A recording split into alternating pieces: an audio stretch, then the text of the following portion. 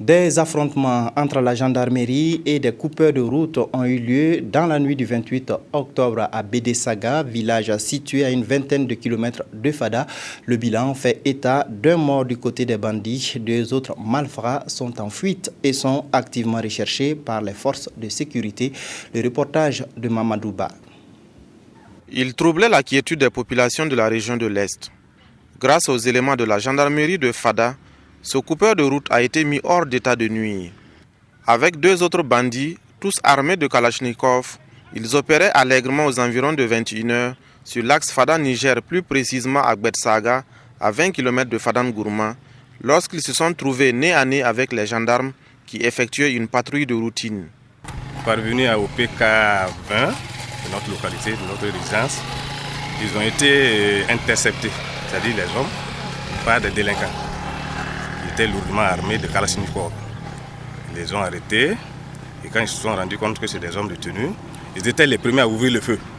Les hommes ont riposté de façon prompte et c'est cela quand même a pu avoir pour effet d'abattre un.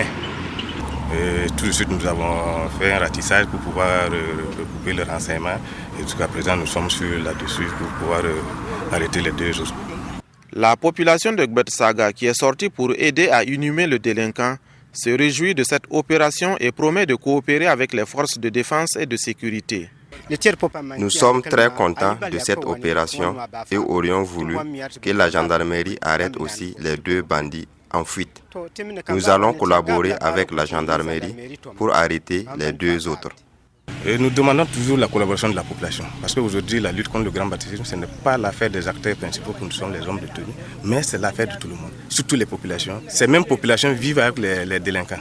Donc ils sont mieux outillés, c'est-à-dire qu'ils ont le renseignement qu'ils détiennent souvent par devers, ce n'est pas intéressant. C'est une bonne moisson pour les gendarmes qui recherchaient activement ce délinquant qui opérait à Fadan-Gourma, Gaïri et Bogandé.